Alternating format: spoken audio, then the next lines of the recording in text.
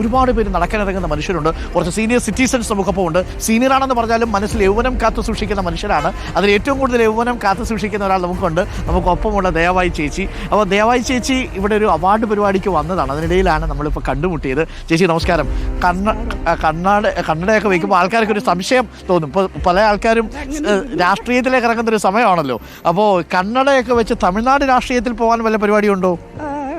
ഭാരതത്തിന്റെ രാഷ്ട്രീയത്തിലാണ് ഞാൻ. തമിഴ്നാടും കേരളവും കണ്ണടി വെച്ചത് വേറൊന്നും കൊണ്ടല്ലോ കേട്ടോ, ഒരു ചെറിയ ഓപ്പറേഷൻ അതുകൊണ്ടാണ്. അപ്പോൾ DMKയുടെ കണ്ണടയാണോ എന്ന് ധരിക്കണ്ട. അത് യഥാർത്ഥത്തിലുള്ള മറ്റേ കണ്ണിന്റെ ശസ്ത്രക്രിയ കണ്ട് ചിനി ഡോക്ടറുടെ അടുത്ത് പോയാൽ ഡോക്ടറുടെ ശകാരം കിട്ടും. അതുകൊണ്ടാണ് ദയവായി ചേച്ചി എടുക്കാത്തത്. ഡോക്ടർ പറയുന്നത് കേൾക്കുന്ന ഒരാളാണ്. ഞങ്ങൾ ഇറങ്ങിയത് എന്തിനാണെന്ന് ചേച്ചിക്ക് മനസ്സിലായല്ലോ. എന്തോ ലഹരി എന്നൊക്കെ ഞാൻ ലഹരി പിടിച്ചിങ്ങനെ നടക്കുക. ആ ലഹരി ഞങ്ങൾക്ക് ഇഷ്ടമുള്ള ലഹരിയാ. ചേച്ചിയുടെ ലഹരി ഞങ്ങൾക്ക് ഇഷ്ടമുള്ള ലഹരിയാ. ചേച്ചിയുടെ ലഹരി എന്താ? ഞാൻ പറഞ്ഞു ഞാൻ ലഹരി വിരുദ്ധമായിട്ട് പോവുകയല്ല. പക്ഷേ ഏത് തരത്തിലുള്ള ലഹരി എന്നാണ് ഞാൻ ചോദിക്കുന്നത്. നമ്മുടെ ജീവിതത്തിൻ്റെ ഒരു ഗോൾ. എൻ്റെ ലഹരി ഒരു പ്രണയമായിരുന്നു. 3-ാം വയസ്സിലാണ് ഞാൻ പ്രണയിച്ചു തുടങ്ങി. ദൈവമേ, അടുത്ത കേസായോ എന്ന് എനിക്കൊരു മനസ്സിലൊരു ടെൻഷൻ. പക്ഷേ ആ പ്രണയത്തെക്കുറിച്ച് എൻ്റെ അടുത്ത് പറഞ്ഞു. ആ പ്രണയം കേൾക്കാൻ രസമുള്ളൊരു പ്രണയമാണ്. നമുക്കൊന്ന് കേൾക്കാം. 3 വയസ്സിലെ ആദ്യത്തെ പ്രണയം അല്ലേ? ആദ്യത്തെ അവസാനത്തെ 3 വയസ്സിലെ ആദ്യത്തെ പ്രണയം. അതിൻ്റെ ലഹരിയിൽ ഇങ്ങനെ നടന്ന് 85 വയസ്സായി. 3-ാമത്തെ വയസ്സിൽ തുടങ്ങിയ ആ പ്രണയം എന്താണെന്നറിയാൻ നിങ്ങൾക്ക് താല്പര്യമില്ലേ? എന്താ പറയുന്നു കേട്ടോ. ഞങ്ങൾ 2 ഇരട്ടയായിരുന്നു. 3 വയസ്സായപ്പം പപ്പ കൊച്ചിയിലുള്ള മമ്മയുടെ വീട്ടിൽ നിന്ന് ഇവിടെ കൊണ്ടുവന്നു. പപ്പ അധികവും ജയിലിലൊക്കെ ആയിരുന്നു. സ്വാതന്ത്ര്യ സമരത്തിൽ ശരിക്കും ഒരു ഗാന്ധിയനായിരുന്നു.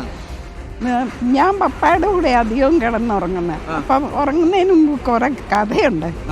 ഒരു ദിവസം പറഞ്ഞു ഈ ഗാന്ധി അപ്പൂപ്പനെ കോട്ട് വലിച്ചൂരി എറിഞ്ഞിട്ട് ഒരു മുണ്ട് കൊടുത്ത് ഒരു പോപ്പും പൊതിച്ച് ഈ തടി കൊണ്ടുള്ള ചെരുപ്പ് വിട്ട്, അത് വീട്ടിലുണ്ടായിരുന്നു അതുകൊണ്ട് അറിയാം, മെതിയടി, അത് വിട്ട് ദൂരെ ദൂരെ ആളുകളുടെ ഇടയിലേക്ക് മറഞ്ഞുപോയി. അപ്പോൾ അവിടെ തുടങ്ങി എന്നെ പറയും ഗാന്ധിയോടൊന്നുമല്ല, ആ ജീവിതം എന്തൊക്കെയോ വലിച്ചെറിഞ്ഞ് ഒരു പുതിയ ലോകത്ത് പുതിയ ആളുകളുടെ ഇടയിലേക്ക് മറയുക. മനസ്സിലായില്ലേ ആ പ്രണയം ഏത് പ്രണയമാണെന്ന്? ആ പ്രണയത്തിന്റെ കരുത്തിലാണ് 85 വയസ്സിലും നീതികേടുകൾക്കെതിരെ പോരാടാനുള്ള ധൈര്യം ഇപ്പോഴും ദയാബായി ചേച്ചിക്ക് കൊടുക്കുന്നത്. ചേച്ചി, നമ്മുടെ പിള്ളേര് നമ്മൾ വല്ലാതെ ആശങ്കപ്പെടുത്തുന്ന വിധം ഈ ആവശ്യമില്ലാത്ത സാധനങ്ങൾ വാങ്ങിക്കഴിച്ചു, വീട്ടിൽ വന്ന് അമ്മയെ വെട്ടിക്കൊന്നിട്ട് കൊല്ലുന്നതിന് മുമ്പ് ചോദിക്കുക തള്ളയെ നിങ്ങൾ എനിക്ക് ജന്മം നൽകിയതുകൊണ്ട് കൊല്ലുന്നു എന്നൊക്കെ പറയുന്നൊരവസ്ഥയിലേക്ക് എത്തുകയാണ്.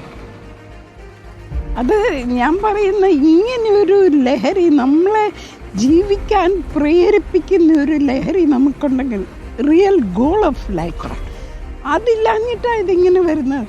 എനിക്ക് എൻ്റെ പേരൻസിൽ നിന്ന് ചെറുപ്പത്തിലേ അത് കിട്ടി. പക്ഷേ എളുപ്പമല്ല കേട്ടോ. എനിക്ക് വഴി അറിയാതെ കുറേ നാൾ ഞാൻ ശരിക്കും കരഞ്ഞ് ലീഡ് കൈൻഡ്ലി ലൈറ്റ് എന്നും പറഞ്ഞ് കാര്യം 1 സ്റ്റെപ്പ് ഈസ് എനഫ്. ഒരു വഴി എന്നെ കാണിക്കും. മടത്തിൽ പോയി അന്ന് ആദ്യത്തെ ദിവസം പറഞ്ഞു this is not my life. എല്ലായിടത്തും ഒരു misfit. I can talk to anybody. ആരോടും എൻ്റെ പ്രണയത്തെ പറ്റി പറയത്തില്ല. എൻ്റെ ഉള്ളിൽ എന്താണ്, ഞാൻ എന്താണ് മോഹിക്കുന്നതെന്ന് പറയത്തില്ല.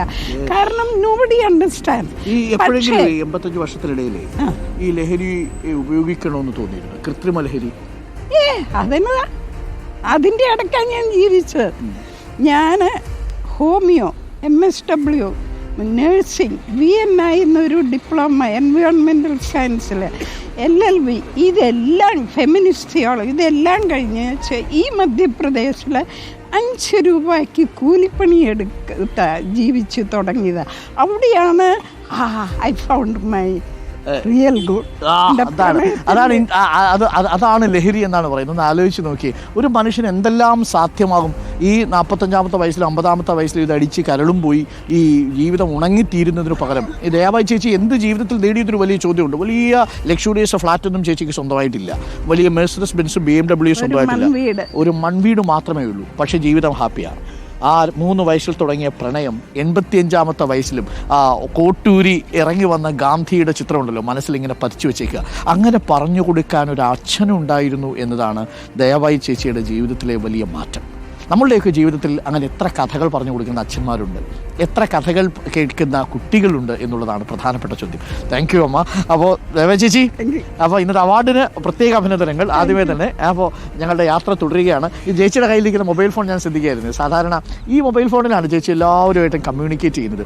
ഈ മൊബൈൽ ഫോണിൽ നിന്ന് ഈ മൊബൈൽ ഫോണിലേക്കുള്ള മാറ്റം സാങ്കേതികമായി വലിയ മാറ്റമായിരിക്കും, പക്ഷേ അത് സാമൂഹികമായും വലിയ മാറ്റമായിരുന്നു എന്നുള്ളത് ഞാൻ ഭംഗിന്ദ്രയാണ് പറയുന്നതല്ല, അത് പ്രേക്ഷകർക്ക് മനസ്സിലായിട്ടുണ്ടാവും. ചുമ്മാതെ അല്ല, എനിക്കൊരു സ്ട്രോങ് പ്രിൻസിപ്പിൾ ഉണ്ട്. ഇപ്പം ഞാൻ മധ്യപ്രദേശിൽ കൂടുതൽ കൃഷിയാണ് ചെയ്യുന്നത്. നേരത്തെ ഒത്തിരിയൊക്കെ ചെയ്ത് now I don't need to do that.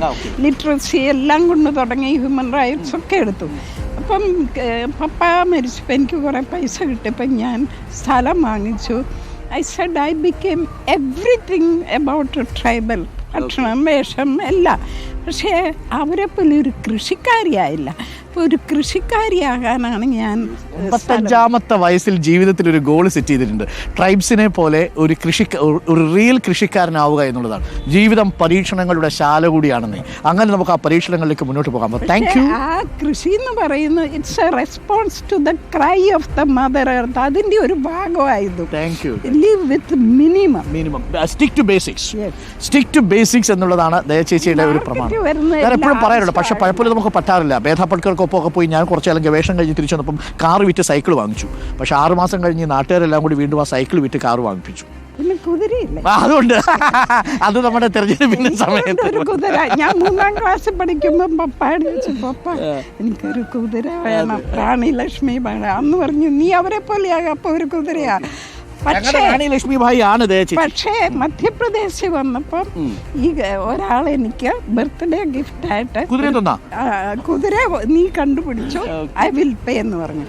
അങ്ങനെ ക്രാന്തിയെ വാങ്ങിച്ചു. 5 തലമുറ. ഇന്നത്തെ ദിവസത്തിലെ കോട്ട് ഓഫ് ദി ഡേ എന്ന് പറയുന്നത് ദയച്ചേച്ചിയുടെ കോട്ടാണ്. 85ാമത്തെ വയസ്സിലും ഒരു പുതിയ പരീക്ഷണത്തിലേക്ക് കടക്കുക, ഒരു നല്ല കൃഷിക്കാരി കൂടിയായി തീരുക എന്നുള്ളതാണ്. ജീവിതം ലഹരിയാക്കാൻ ഒരുപാട് വഴിയുണ്ട് കേട്ടോ. ഈ സാധനം മാത്രമല്ല എന്നത് പ്രേക്ഷകർ മനസ്സിലാക്കുക. താങ്ക് യു ചേച്ചി.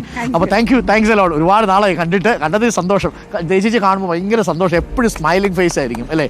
അപ്പോൾ വളരെ ജെന്യുവനായ ഒരു സോളമാണ്. നമസ്കാരം.